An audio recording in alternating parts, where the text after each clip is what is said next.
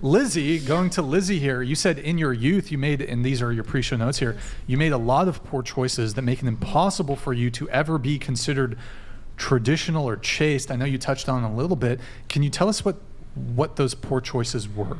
Oh boy. Sorry, Mom. Well, high body count. I'm sure we'll get into that later. Mm-hmm. I did cheat on a couple guys, one when I was 19 and one when I was 21, and it was wrong. They were good men, and I'm sorry I did it. Mm-hmm. Those are the main ones. And I think also just having an overinflated ego, because I fell into the trap where I thought, oh, these guys are sleeping with me. That means something. It doesn't, unfortunately. So, yeah, I think that's pretty much the main... When did you have the change of heart? You're 31 or... 35. 35, yes. Okay. I would say, because it was a gradual process, and it's been expedited substantially since meeting my latest partner. He's changed my life. I love him so much. I am the luckiest... I feel like the luckiest girl in the world that I found him. Thank goodness. But I would say 28. 28 was when I first, because I think that was the beginning of what they say of like hitting the wall sort of thing. So I looked at myself, and I just, I looked at what I wanted to do, being a mother. I'd be happy to be a stay-at-home mom. I'm open to that. In California, it's not really practical, but yeah, so I'd say 28. You also wrote... Was this for... Oh, sorry. Oh, go ahead. I was just going to say, is this change of heart for practical reasons, or was it for other than practical reasons? I'd like to say it was other than practical, but I'll be real, it was practical. I was realizing that I was, I was just full of emptiness and loneliness, because I would spend time with these guys, and even up until recently, I've always said, oh, I don't regret it and whatever. And I mean, whether I regret it or not is kind of irrelevant. But well, it's relevant. Okay.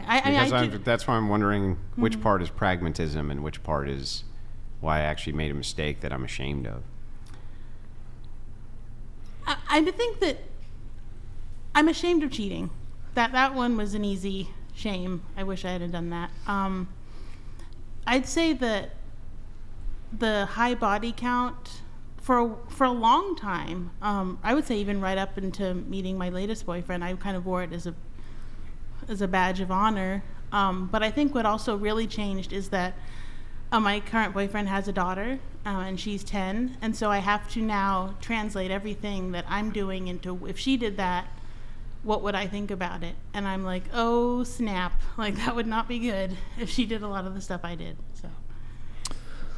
All right. You did say you slept with way too many people. Yep. You said you lost track Yep. of your body count. Your guess is what? Oh. My guess is around 100.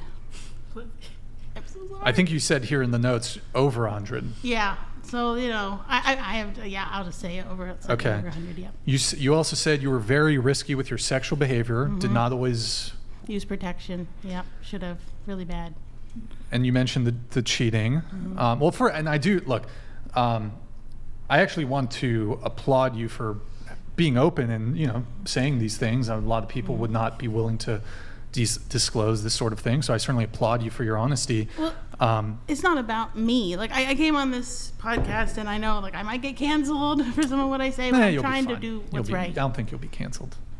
Andrew might get canceled. I might get canceled for having this Chilean military officer. Okay. He's gone AWOL. He is... okay. I know you wanted to talk about...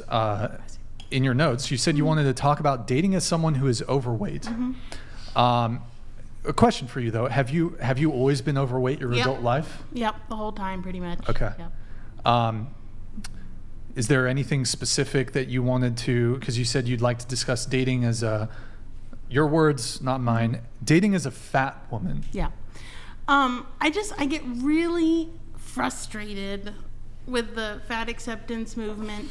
Because on the one hand, I get it. I prefer to not have random strangers come up to me and verbally express their opinion of my body shape. That would be preferred. That being said, I'm not going to sit here and pretend like I don't have health issues and I'm just as healthy as someone of one of these ladies' body weights. I think that's all baloney, and I refuse to say that something is true when it is not. And I'm also not going to say that a person who doesn't want to date me is fat phobic. I think that's absolutely ridiculous. I think it is a totally reasonable thing for a man to look at me and have that be a concern. I think it's a biological and logical choice. I get it. Don't you think, too, when you're talking about the fat shame thing, that it's not about random strangers approaching heavy women in the street and talking smack to them? That's not really what it is. It's just a matter of what society wants to push towards as a standard or as something which is promoted. That seems like it's a distinction, right? So I don't think anybody was ever like, yes, run over to heavy women in the street and be like, hey, fat, you know what I mean? Nobody ever was saying that. They were just saying that, on the other hand, kind of pushing people towards the acceptance of overweight women as being some kind of standard or as some kind of good for the world. Yeah, that's what it's about. I think that's morally irresponsible to do that. And I've said this before in private, but I think that it's as unhealthy to have a woman who's exceedingly underweight on a magazine cover as it is having Tess Holliday on a magazine cover, because they're both extremes of unhealthiness, and I would prefer to see normal, healthy women. I think that would be the best thing for society. Oh, yeah. Solid. That was beautiful. I absolutely agree. Yeah. The pragmatism part, though, kind of going back to this, you said that you held, and I'm just wondering, from the promiscuity side, were you promiscuous because you were always heavy, and so that was a form of male validation? Yeah, I think that was definitely the trap that I fell into. Yeah. And is that why you wore that as a badge of honor? Yes, I think so. Yeah. You also said in your pre-show notes that you were a feminist in your late teens and early to mid-20s. Now you consider yourself an equalist. I'm very disappointed with how feminists behave these days and do not want to associate myself with such hypocrisy and sexism. And so I guess my question to you is, did you used to hate men?